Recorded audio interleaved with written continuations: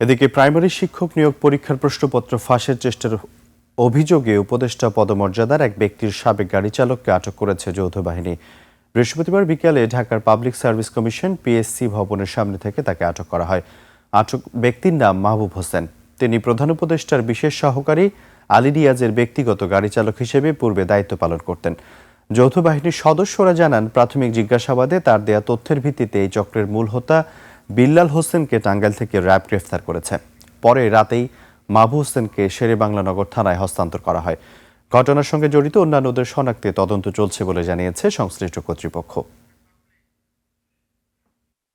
Main হচ্ছে বিল্লাল পরিচয়টা একটু দিয়ে দেন। ওই ৮ লাখ টাকা হতে ছিল নেওয়ার কথা বলছিল, যে হতে ছিল পরীক্ষা প্রশ্ন দিবে, ও আমি দেওয়ার কথা বলছিলাম ক্যান্ডিডেটের। পরীক্ষার প্রশ্ন ফাঁস হয়েছে বলে আমরা কোনো ধারণা করছি না। রাদার আমার যেটা মনে হয়, আমরা যেটা তার সাথে কথা বলে জানতে পেরেছি, তারা একটা প্রতারক চক্র এবং তারা মানুষের কাছ থেকে চেষ্টা করছিল প্রশ্ন ফাঁসের নাম করে টাকা আদায় করার জন্য।